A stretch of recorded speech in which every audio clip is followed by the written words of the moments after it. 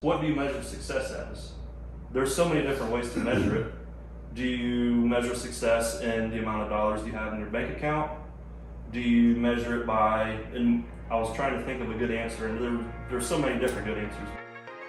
Hello, and welcome back to another episode of the Business Growth Accelerator. Your host here, Brandon, your Chief Business Strategist. And today's episode is dear to my heart. I've been sitting on it for quite a minute.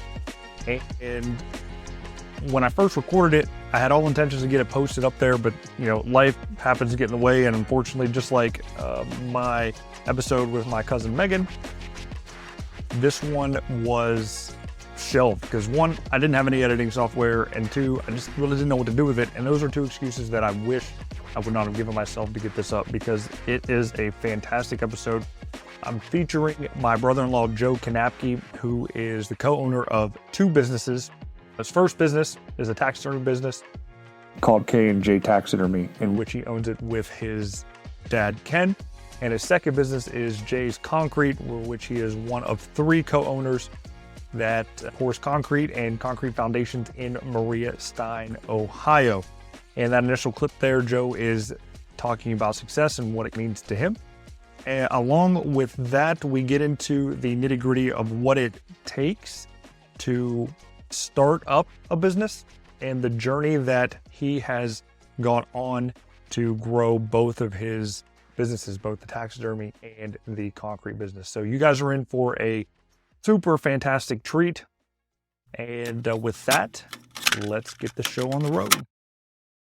As Brandon was saying, I'm Joe Kanapke, Brandon's brother-in-law. I am a co-owner of a couple small businesses. One you're seeing now is K&J Taxidermy. Me and my dad started this business. I don't remember the exact year we started the LLC. It's been probably close to, I'm gonna say 9 years now. I've been doing taxidermy since about 2004, 2005, somewhere we started, and ended up building this shop that we're in now in 2011. And our business has grown quite a bit. The first year I ever started doing taxidermy, I think I did 19 deer heads for customers. And this year we're approaching 100. That's what we mostly do here, is deer heads, mammals, some mule deer. We get some exotic stuff in. We're in Ohio, so there's not a whole lot of crazy stuff here. This black bear, that's from Maine. On the other mounting stand on the other corner of the table, there's a barren ground caribou from just south of the Arctic Circle. So we do get some other crazy stuff in. Every year there's some things to look forward to rather than just mounting deer after deer. So, what's the craziest thing that you've had to mount? Craziest thing I've ever had to mount. One thing that sticks in my head is a beaver, just because they're difficult to do. There's not a whole lot of form selection. Like when I say form, it's the styrofoam mold that's under the hide or the fur. There's not a whole lot of selections on those, so that was one of the more difficult ones. Some of the exotic stuff that probably sticks in my head as being the most exotic was last winter, we mounted 3, I guess they were wild goats from Texas. So that was pretty cool. Something different, kind of learning experience. So that was pretty cool. This barren ground caribou, that's my dream animal, is a caribou. And to actually get one, see one, feel one, put hands on one, that's pretty, in my eyes, it's pretty special. It's pretty cool. I know the guys that shot them, and good guys, and I'm not gonna lie to you, I'm jealous of them because it's something I've always wanted to shoot. But we do coyotes, fox, wild pigs, stuff like that. So it's a little bit of everything. A lot of trial and error when you start doing some of these different things you can do. I've probably done close to 1,000 deer in my lifetime, and everyone's still different. Everyone has their own little challenges about them, but it's nice doing some of the exotic stuff to switch it up. What made you get into taxidermy? I started deer hunting at a young age when I think I killed my first deer when I was like 9 or something like that. So Dad got me, actually in K&J Taxidermy, Ken and Joe. Ken is my dad. He's the one that got me involved in hunting when I was young. Honestly, in this area, it goes hand in hand. Most people around here are farmers, and when it's deer season, you want to get some really good meat, you go deer hunting. So that's what we did. I was born and raised being in the landscape of hunting, and it just went hand in hand with each other. So that's how I got started and just took off from there. So when you did start and you did make your first couple mounts, what is something now that you wish you knew then that you do now, as far as at least turning your passion, what you like to do, into a business? When I first started doing taxidermy, taxidermy is kind of a dying breed. There's not a whole lot of people that do it anymore. It's hard to go somewhere and get training to do taxidermy. A couple years in, from when I started doing taxidermy, I found a website called taxidermy.net, and it kind of blew the doors off of me as how many people were out there that were willing to help. And these aren't just guys that do 20 deer heads a year. These are like world champion taxidermists, and they're throwing out all their ideas, their how-tos out there on the internet. And I learned, I would say 90% of the stuff I know about taxidermy off of taxidermy.net, and I wish I found that website 2 or 3 years sooner than what I actually did. Because you could just sit there for hours and hours and read and learn how to do stuff. That's one thing I wish I would have found sooner that would have helped the quality of product I was putting out. Gotcha. So before then, there was some definite trial and error there. What was the biggest mess up that I could ask that happened? I guess either doing them out, or at least trying to promote your product, or let people know that, hey, this is what I'm doing now. That's a good question. One thing that sticks in my mind is the first year I ever took on customer mounts. I honestly didn't know what the heck I was doing. And I can vividly remember the way some of the deer turned out, and they didn't really even look like deer. So that was one of my after I got my feet wet, it was like, man, I'm taking people's money, and this is the kind of product I'm putting out, so I got to do something. I need to learn different ways or different techniques or something. But that was probably my biggest oh crap moment. People's hard-earned money, they're giving me to put their trophy on their wall, and it didn't look very good. So that was, some of the first years were like, yeah. Is that when you turned into taxidermy.net to Yes. learn? I joined our state association, Ohio Taxidermy Association, and they have a convention every year, the Ohio Taxidermy Championships. I went there, networked with a lot of other taxidermists. Me and my dad went there that first year, and I was pretty proud of the deer I brought there to compete with. And then I walked into the showroom where everybody had their mounts, and I was like a dog with his tail between his legs, seeing the quality of work that you can put out, to the normal customer, and it just blew my mind. We were sitting at the awards banquet. Me and Dad were sitting at a table. We didn't really know anybody at the time, but at the same table that we were sitting at was 3 world champions for white-tailed deer. And me and Dad had no idea. And afterwards, we congratulated everybody, this and that. And that night, we went and drank a bottle of Captain Morgan with 3 world champion white-tailed taxidermists. And that was pretty cool. But yeah. So would you say that event, to where you were networking with the people that have had success, really fueled your fire and jump started you off to really enjoy doing what you do? Absolutely. And like I said, we didn't even know who they were. They were very humble. They didn't stick their chest out or anything. That, I think, is what was the most cool about it. You wouldn't even, if they were walking down the street, you wouldn't know that they won a world title in white-tailed deer, which is, I think, I wouldn't say it's my ultimate goal, but that's pretty cool to be called a world champion white-tailed deer. But yeah, that was definitely a eye-opener in my career as far as taxidermy goes. Gotcha. So what advice then would you give someone wanting to pursue a career in their passion? And let's say it is taxidermy here, or just in anything in general, what would be your number one piece of advice to get them going? Don't be afraid to take a leap of faith, take a risk, high reward. Taxidermy, I wouldn't really say I took a leap of faith. There's not a whole lot of taxidermists around this area, and the taxidermists that are in this area, I like to think that I put out a higher quality product than them.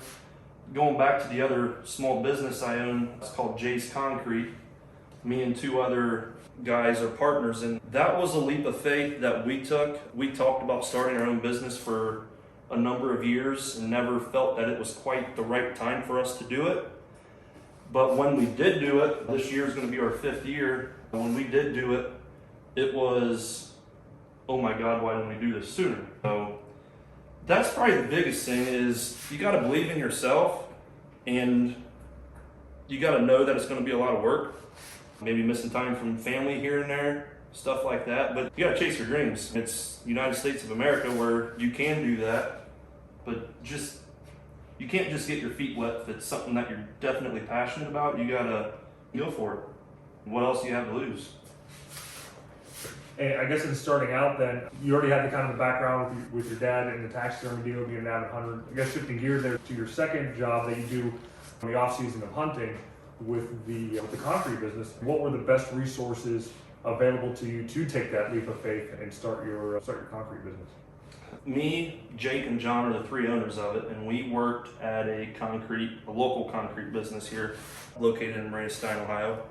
That's where we all got our feet wet with pouring concrete, and it was something that we all realized that we love to do. It's long days, hot days. We were doing basements down in the hole when it's 95 degrees out, there's no air moving. We were getting to the age where it was, for lack of better terms, sugar get off the pot. So we decided now's the time for us to make that leap of faith, and that's where it all started. We started the spring of 2017, I think it was spring of 2017, and we were first-time business owners in this kind of perspective. We didn't know our workload, we didn't know what it was going to be like, but we knew we had some jobs on our schedule that if something happened, it would carry us through for a little while. So that was one of the scary things, is being new in this area where there are several other concrete companies. What are we going to have to do to make sure we have enough work? It just snowballed, and we ended up hiring a guy that first year, and it's taken off really well. So who are the 3 people then that kind of influenced you the most to finally take that leap of faith and start something on your own out of a niche, so to speak, of what you're already doing for somebody else? Probably the biggest one is my dad. He's the one that got me involved in taxidermy. My dad used to do taxidermy in the 90s, so going after that is something that I strive to not necessarily keep him happy, but it's something that he showed me to do, and I don't want to lose that. I think in time, my 2 boys would be interested in doing it. So if they want to do it, I'm not going to force them into anything, but if they want to do it, here it is. People that influenced me, honestly, my old bosses. I don't know if I should say names or not, but they were very good bosses. This is in the concrete business where we used to work. The way they ran their business was very, I'm not going to say strict, but everything was in perfect order. And I think we try to model our concrete business after theirs just because everything did go so smoothly. So I think they had a lot to do with the word I'm looking for. So setting your business plan, things like that up, and modeling what you Yeah, they were a very good example. Yeah, they gave you a blueprint. Yep, absolutely. To do it on your own. Cool.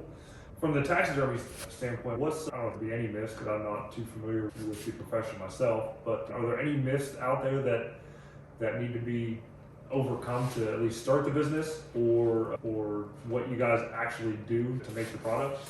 One of the, I think is funny, is a lot of people don't realize that most everything on a mount that you see is fake. You got the fur or the hide for deer, and on this bear, that's the only thing that's real, is the fur and the skin. It's got glass eyeballs, everything else inside of it, it's styrofoam. Most of it's fake. I've had people, I just thought you shoved newspapers up in there and let it dry. I'm like, no, you gotta preserve the skin and everything else. It's a process. That's it always makes me laugh. You can't just hang a raw skin on your wall. It just doesn't work that way. Mm-hmm. So that was one of the things I thought was funny that people thought. So, if you could step way back in time, what would be a question that you would ask yourself that you didn't back then? don't be afraid to say no.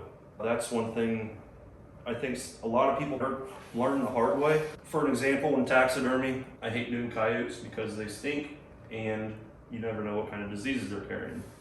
When I first started doing taxidermy, if I got 20 phone calls in 1 week and everybody wanted to get the coyote mounted, I'd say yes. I didn't like doing them, and in return, the finished product didn't look that great. You could tell I didn't like doing them. So you can't be afraid to say no if it's going to affect your output. Same thing with the concrete business. You got to learn to say no. Every job's more money, but on the other hand, we only have 6 guys that work for us. You can't take on every job in the world.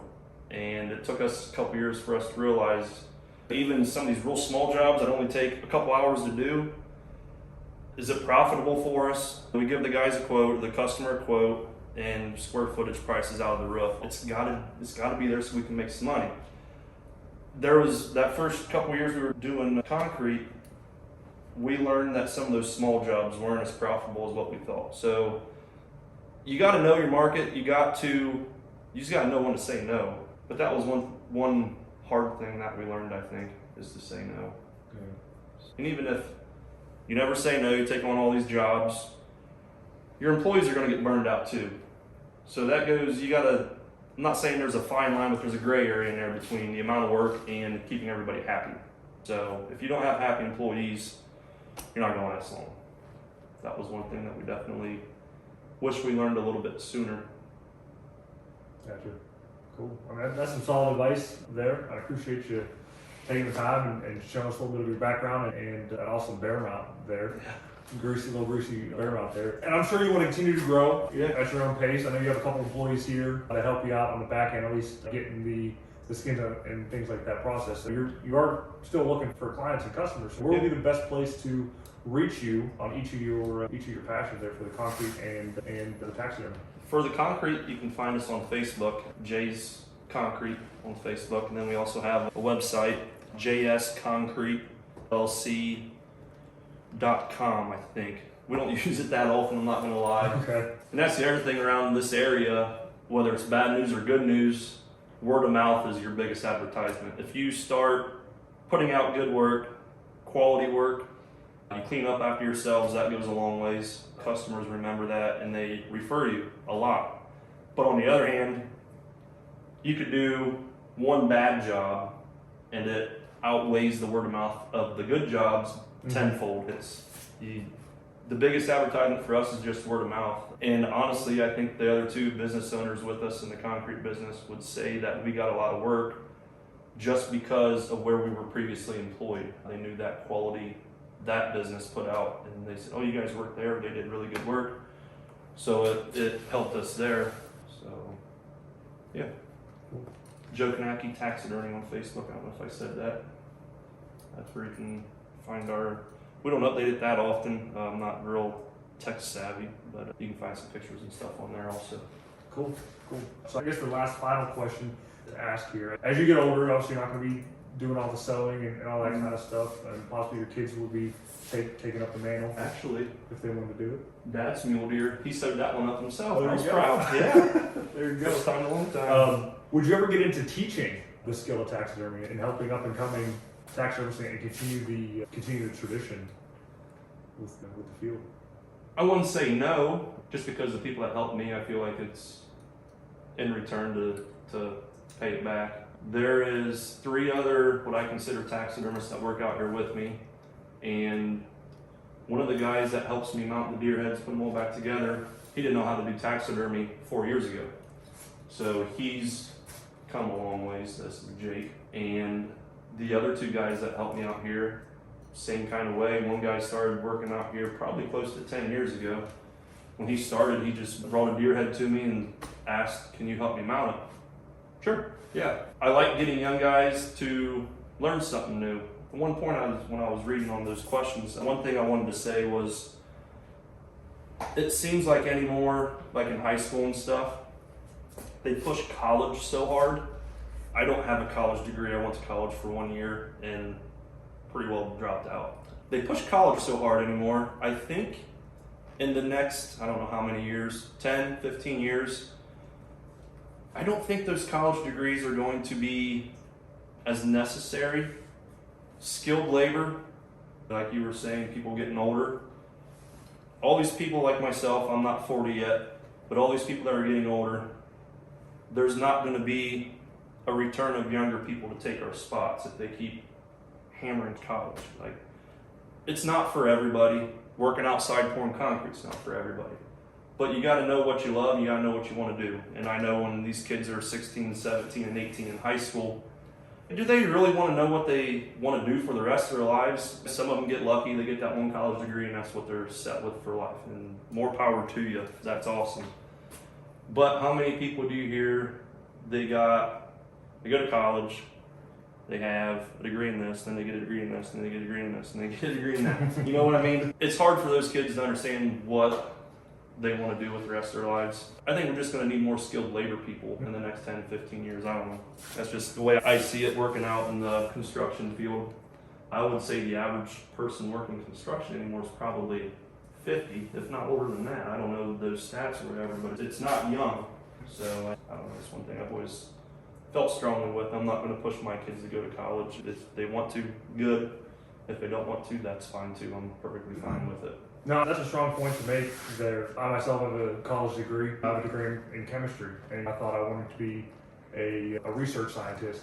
The path to get there, I didn't realize what it took to get there, and I stumbled along the way and I quit it, which kind of sucked because I probably could have done well and things like that. But then again, I would still be having to work for somebody else, some other big firm. And when I was working on the bench in this pharmaceutical company in North Carolina, I'd come across this YouTube video, and it was talking about entrepreneurship and things like that. And back then in 2008, I never even knew what the word meant. I just thought an entrepreneur was just some, I wouldn't call them scammy or sleazy or just a money flasher type person. Because that was the perception that was put out there. Everybody be on their Lambos or anything like that. Say they make all this money, but you don't really know what they do or how they do it.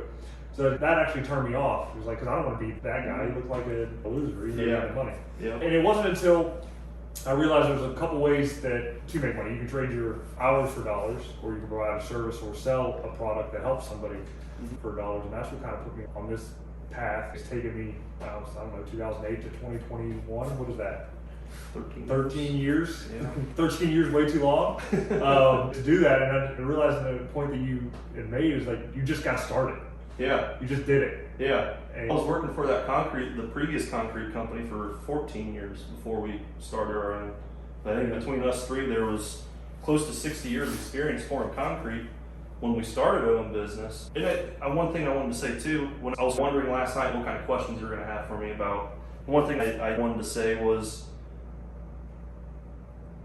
success. What do you measure success as? There's so many different ways to measure it. Do you measure success in the amount of dollars you have in your bank account?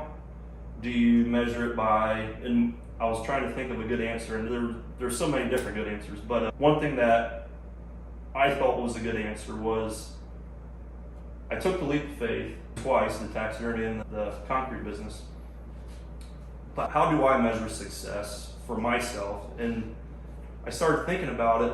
I got 2 healthy kids at home. I don't live in a cardboard box, and I bring a paycheck home every week. That's my success. And I'm not saying I'm the most successful person ever. It's just very rewarding when you take that leap of faith and the paychecks you bring home are because it's the business that you started is supplying that for you. So I think that's cool. Like I said, there's so many different ways to measure success. And I think a lot of people might get wrapped up too much in it as how much money they have in their bank account, which, yeah, that's awesome and good, but is it for the right reasons? It's awesome when you're supplying a product or doing a service and you're making that money for, I shouldn't say the business, but how do I say this? The money that I make is because I'm supplying a really high quality product for other people, and they're tickled to death to pay whatever they want to for it, or whatever we tell them. So yeah, like you were saying just a little bit ago about turning dollars into, that's a good part of it, but there's so many different ways to go about measuring success. I don't know.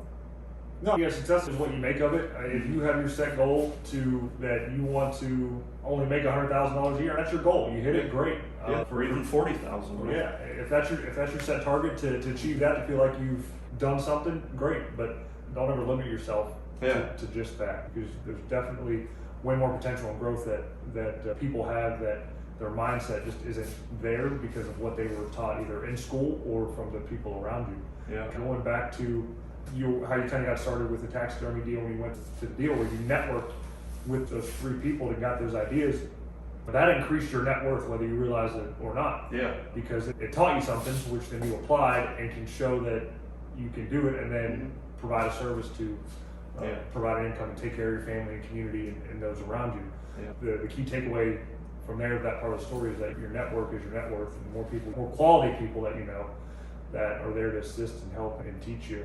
It is paramount to success in the broadest of terms. Yeah. Joe, man, I appreciate you taking the time and letting us see a little bit of inside of the shop here. See some live action work here on how these beautiful animals get put up and for display.